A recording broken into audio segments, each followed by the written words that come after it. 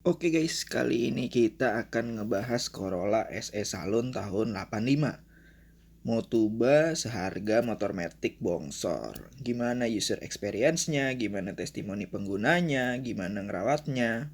Toyota Corolla SE Saloon adalah sedan keluaran Toyota dari tahun 85 sampai 87 yang merupakan Corolla generasi kelima EE80 dan Corolla pertama dari Toyota dengan penggerak roda depan, bermesin 1300 cc, 12 katup, SOHC, karburator dengan seri 2E. Terjual lebih dari 3,3 juta unit di dunia menjadikan Corolla E80 series merupakan salah satu varian Corolla terlaris di dunia. Di Indonesia, varian Corolla E80 muncul dalam dua trim, yaitu Corolla GL dan SE Saloon. Sayangnya, banyak stigma buruk disematkan di varian Corolla ini. Benar nggak sih? Check it out. Jadi udah berapa lama Jor pakai mobil ini? Ini udah 9 tahun ya, jalan 9 tahun, hampir 10 tahun lah gue pakai mobil ini. Gimana selama pakai mobil ini ya? Suka dukanya gimana? Suka dukanya dulu deh. Boleh, suka dulu. Sukanya itu kadang-kadang suka diliatin sih di jalan, karena nggak umum kan. Ini mobil kan nggak umum, rada-rada langka lah, udah jarang ditemuin di jalan. Kalau dukanya, sebenarnya dukanya itu cuman pas awal-awal doang sih. Mungkin kita belum tahu mobilnya kan. Terus ya pernah pas lagi di kampus gitu mogok, pernah juga. Terus pernah lagi jalan di pom bensin nggak bisa starter. Tapi so far sih paling gitu-gitu aja. Mungkin kalau dulu kan Masih kita belum tahu lah ya. Masih belum tahu lah gitu. Terus gimana sih emang ngerawat mobil ya yang udah berumur gini kan, udah 30 tahun lebih? Partnya gimana tuh? Apa partnya masih bisa digampang dicari? Kalau part sih so far masih tergolong gampang sih dicarinya, masih oke lah. Itu kita kalau misalnya mau rajin hunting, itu kita bisa nemuin parts mobil ini dengan mudah di Cipete, Kolong, atau di Atrium Senen. Nah, ada yang bilang kan, orang-orang suka bilang tuh kalau mobil tua tuh biasanya ngerongrong. Nah, gimana pengalaman lu selama pakai 10 tahun ini, Jor? Ngerongrong enggak juga sih, banyak yang bilang juga katanya Corolla SE ini produk gagal. Tapi menurut gue sih enggak sih, tapi emang kita perlu telaten. Terus sama kalau memperbaiki mobil itu ya apa ya, Harus sabar. Intinya harus ya. sabar dan harus tahu yang dibenerin apa dan yang rusaknya itu apa. Jadi nggak terkesan kayak mobil ke bengkel mulu gitu.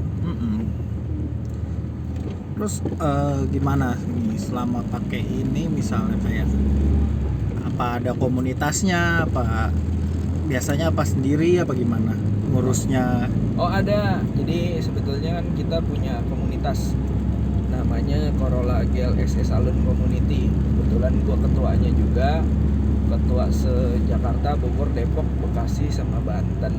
Nah di situ biasanya kita sharing-sharing. Jadi buat kalian-kalian yang punya mobil tua itu jangan kuper, jadi harus sering-sering gaul sama yang punya mobil sejenis. Jadi kalian ini bisa tahu gitu apa sih yang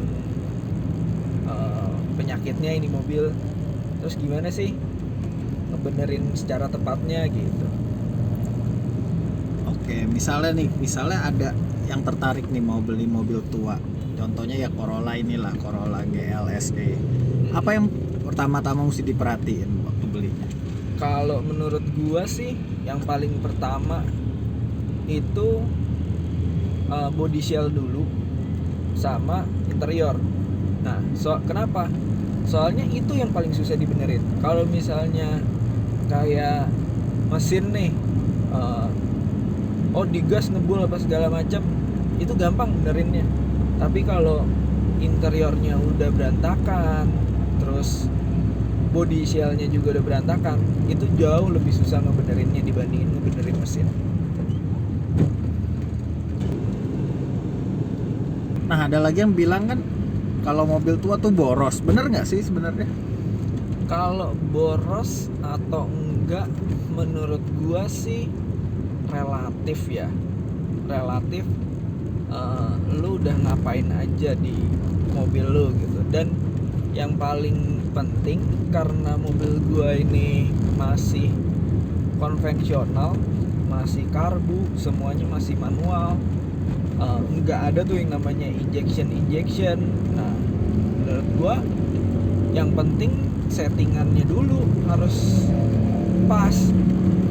Nah, sebagai gambaran aja, terakhir gua ke Jogja naik mobil ini, gua tuh dapat sekitar 1:12 lah untuk di jalan luar kota kayak gitu. Nah, kalau buat di dalam kota terus terang emang rada-rada boros, karena mobil gua udah ada yang dimodif lah gitu. Nah, tapi nggak yang sampai jadi sahabat Pertamina juga, Iya. nggak juga. Jadi kalau kayak dalam kota masih dapat 16 17 lah. Terus kalau mobil tua gini isi premium relatif aman kan ya, Jor? Relatif aman sih, cuman gua terus terang gua tidak terlalu rekomen pakai premium. Ya minimal Pertalite lah, ya kan toh harganya juga nggak terlalu jauh-jauh banget. Jadi kenapa gua nggak ngerekomen, karena biasanya kalau pakai premium itu ngelitik sih. Iya, masih berasa gelitik sih ya kalau pakai premium. Nah, selama pakai ini perawatan yang rutin harus dilakuin apa aja? Perawatan rutin sih sebenarnya lu mesti rajin-rajin aja ya. Penyakitnya mobil tua itu kalau menurut gua sih nggak jauh-jauh dari berebet, terus panas.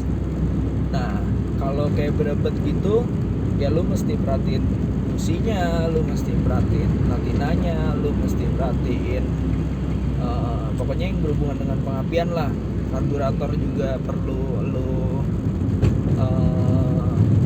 servis kalau emang udah kotor, kayak gitu-gitu aja sih. Ganti oli hampir sama sebenarnya dengan lu pakai mobil baru, cuman bedanya lu harus lebih rajin sih, rajin ngeliatin lah. Terus mesti peka juga kalau misalnya mobil lu udah nggak enak, ya lu periksain gitu. Jadi apa ya, jadi nggak berkepanjangan penyakitnya, nggak ngerembet kemana-mana gitu. Nah, sekarang kalau buat range harga nih untuk sekarang bulan Juli ya, tahun 2020, kira-kira harga Corolla GLSE ini kira-kira berapa, Jor? Sebenarnya rada-rada relatif sih, tergantung kondisi juga. Tapi buat gambaran temen-temen sih mungkin sekitar 15 sampai 40 juta lah ya, tergantung kondisi juga. ya. Tergantung kondisi juga. Ya seperti yang gue bilang tadi, sebelum beli perhatiin body shell, perhatiin interior gitu. Jadi jangan beli yang kasarnya udah berantakan gitu. Kalau mesin relatif lah. Nah, dari harga segitu kan pasti banyak teman-teman yang mau beralih dari motor ke mobil ya, Jor. Nah, menurut lu recommended nggak untuk Corolla GLSE ini buat yang mau untuk first time nyoba naik kelas dari motor ke mobil? Recommended sih.